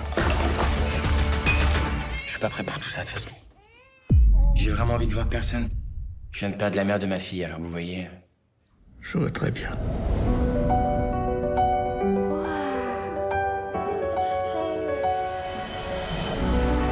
Alors elle propose une grande tournée en province. C'est quoi ton idée pour Lison? Ce qu'elle reste ici, avec son grand-père. Tu vas laisser ta fille ici tout ce temps? Tu risques ta vie tous les soirs, imagine, t'arrive un truc. Si t'es prêt à faire de Lison une orpheline, je t'en prie. Ce sera sans moi. C'est pour qui le cadeau? C'est pour qui? Je suis pas à la hauteur. Pas facile de se mettre à la hauteur d'une petite fille.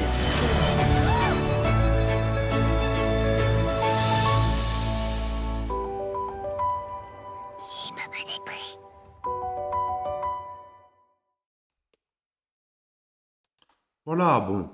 Alors, c'est pas une grosse comédie où on se tape les cuisses par terre, mais c'est quand même plus léger. Et moi, pour une fois, je trouve que Kev Adams, alors j'ai pas vu le film entier, hein, mais c'est pas du Kev Adams comme dans les précédents films où il a pu jouer.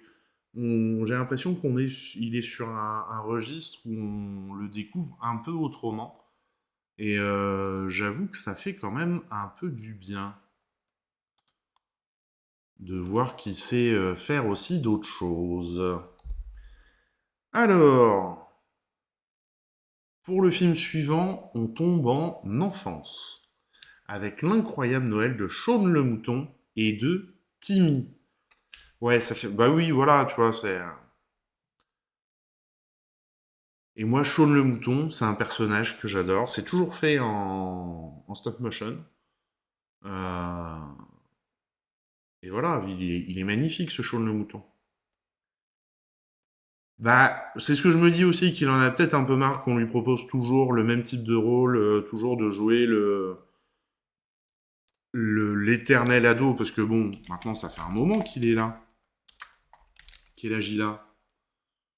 À 32 ans, jouer le gamin de 18 ans, bon, ça marche plus, quoi, au bout d'un moment. Bon, voilà. Il lui-même doit commencer à s'en rendre compte aussi. Allez, Shaun le Mouton, on regarde la bande-annonce. Ça y est, c'est Noël pour Shaun le Mouton et ses amis. Cette année, ils font les choses en grand. Tout devrait être parfait. Même le Père Noël sera là.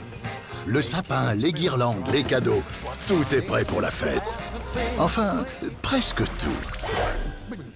Par les créateurs de Wallace et Gromit et Chicken Run, le plus célèbre des moutons revient au cinéma. Et rencontrer aussi Timmy, le plus mignon des moutons.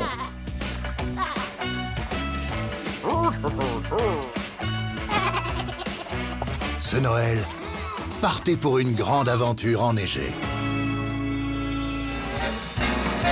L'incroyable Noël de Shaun le Mouton. Au cinéma le 15 novembre. Voilà, c'est tout mignon, ça fait 40 minutes pour faire découvrir l'expérience du cinéma aux jeunes dès 3 ans. Bah, c'est parfait.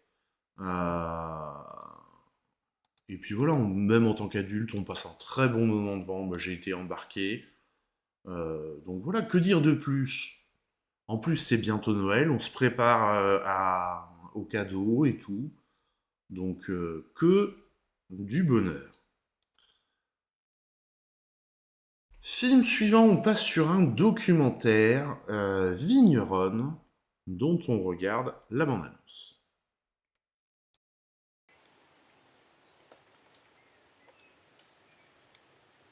La mia prima vendemmia è stata nel 1984, sono cambiata io, è cambiata il modo di fare agricoltura, è cambiata la mia percezione rispetto alla pianta e quindi all'uva et al vino.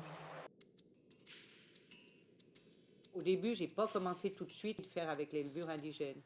J'attendais que ma vigne soit bien, qu'on ait une belle flore sur les raisins.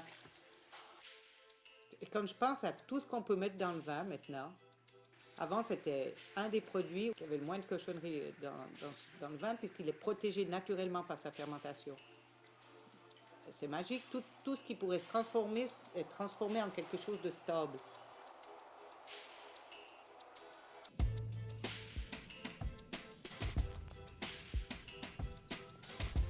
Ah, c'est beau avec cette brume hein, sur la vallée.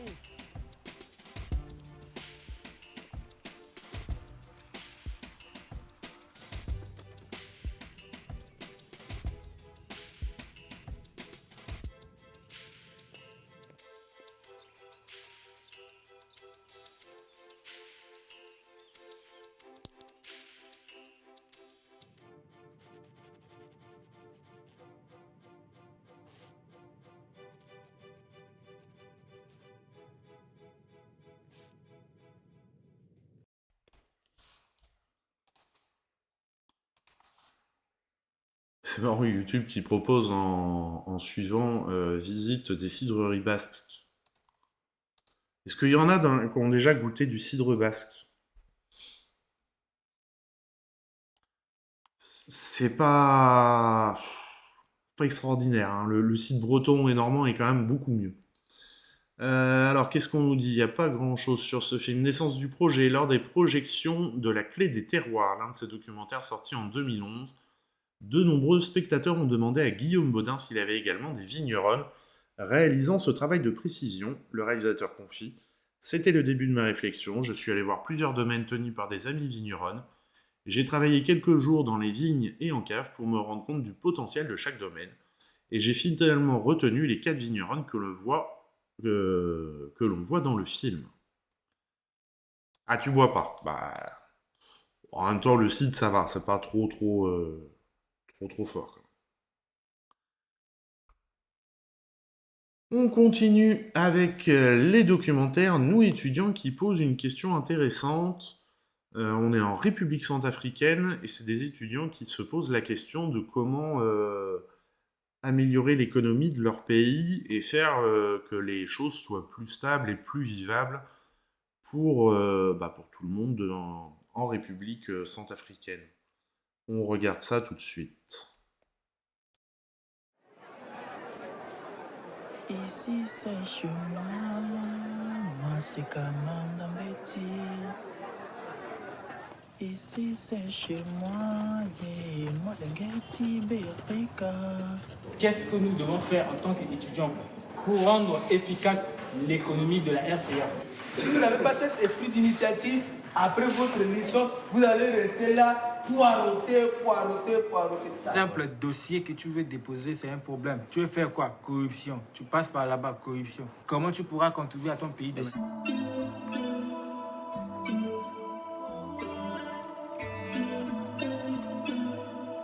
J'étais victime d'un professeur qui me demandait de l'argent.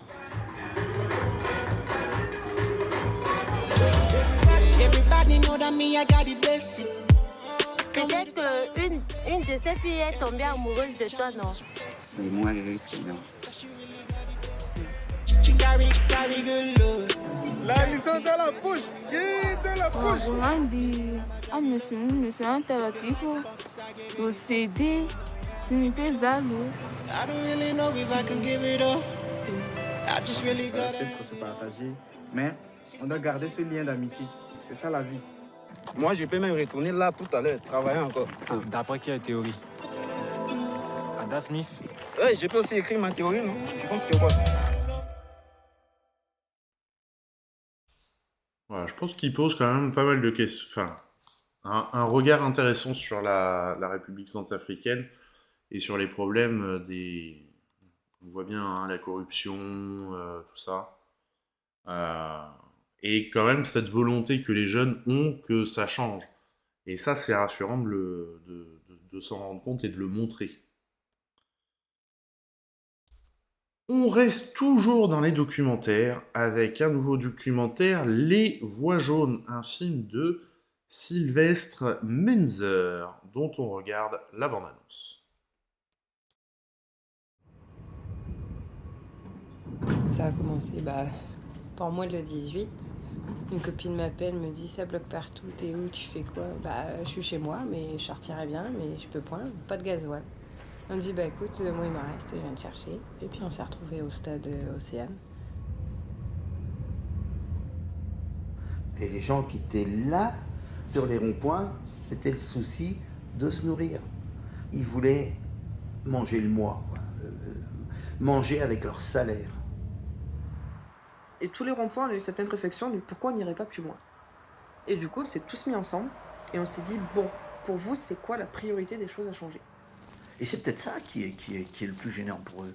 C'est que ces gens se soient levés en dehors de toute structure.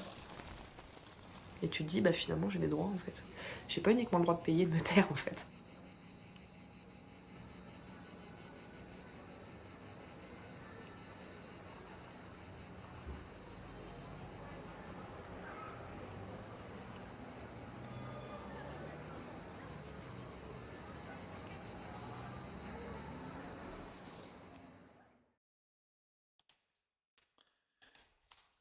Voilà, alors j'avais lu un entrefilé sur un magazine spécialisé où il disait que le réalisateur disait qu'il avait voulu prendre le temps de réfléchir à tout ce qui s'était passé pendant les Gilets jaunes pour faire un montage qui lui...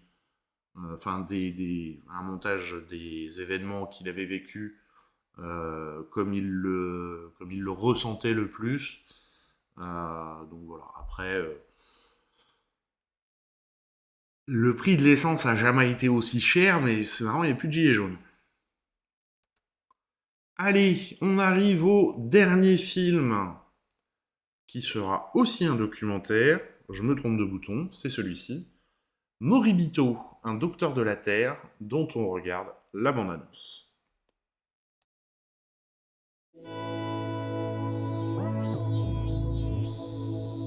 セミもカニも生態系にの連鎖にマイナスが起きてくることを改善していってるけなげです。ここで風は枝を折る。少し今掘ったような穴の掘り方の方がいい。名医なんじゃないですかね、矢野さん。ガジュマルに向かって緩やかに動くこの空気流を少し促すように開いていく。これだけでガジュマルは息をし始める。大きく言えば地球規模のその循環が、人の環境づくりの中で随分傷められてしまっていて、大地の上に重たいコンクリートが乗せられ、奴隷のように自然が虐げられて、あれでは自然の優位は成り立たない。他の動物たちは動物たちなりの優位があって、人社会には人が群れをなす時の大事な連携機能として優位のコミュニケーション。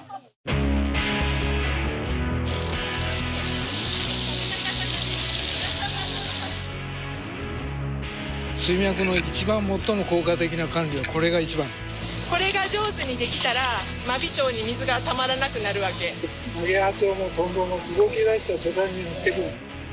異変に土という森の字は大地と生き物と空気と水のこの気象の環境を傷めず汚さず大事に使わせてくださいと紐を張った場。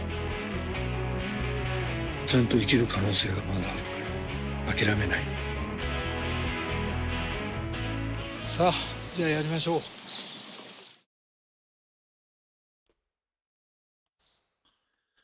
Alors, retenez bien quand même, hein, chose très importante quand vous fauchez votre herbe, vous fauchez dans le sens du vent. Voilà. Moi, j'ai rien de plus à dire.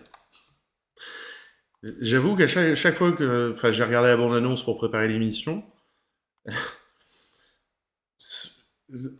c'est le premier truc qu'ils disent, tu vois, avant d'entretenir les fossés avec sa petite truelle et tout, là, non, la première chose qu'il dit, attention, dans le sens du vent, faut faucher l'herbe. C'est le premier truc sur lequel, a priori, c'est très très important voilà, hein, donc retenez-le. J'ai toujours pas compris pourquoi. J'y réfléchis après la première bande-annonce. La première fois que j'ai vu la bande-annonce, j'y réfléchis là. Je vois pas l'importance de ça, en fait. C'est très curieux. Bon, pourquoi pas, après tout. Faudra essayer. Peut-être que du coup... Non, je vois pas. Bon, mesdames et messieurs, est-ce que j'ai quelqu'un à raider? Bah non, il n'y a personne. Enfin si, il y a du monde, mais... faut y croire, c'est tout. C'est un peu ça. Il y a du monde, mais c'est des très très gros gens, tout ça, pour des raisons aérodynamiques dans une démarche spirituelle pour ne pas prendre les brins dans les dents. Peut-être que pour ne pas prendre les brins dans les dents, c'est peut-être la meilleure réponse. Non, il n'y a pas de Bollywood ce soir. Pas de film de Bollywood qui sortait ce soir. Voilà, malheureusement. À 13 minutes près, tu aurais des Freya. Ah oui, mais là, tenir 13 minutes de plus, moi j'ai plus de film. J'ai plus de bande-annonce. Non, mais c'est pas grave, il y a des fois on peut pas, c'est comme ça. Mesdames et messieurs, je vous souhaite une très bonne soirée. Vous pouvez aller voir Ella Freya qui lance son live dans 12 minutes maintenant. Je crois qu'elle fait du Elden Ring le jeudi, si je me trompe pas. Et... Oui, meubler un quart d'heure, c'est long. Que dire de plus? Soyez curieux, allez au cinéma, découvrez des films. Et si vous en voyez, n'hésitez pas à mettre sur le Discord ou par les réseaux sociaux, me faire des retours sur les films que vous avez vus. Alors, films, séries, livres et tout.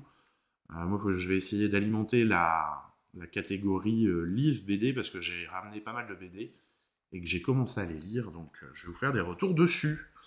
Mesdames et messieurs,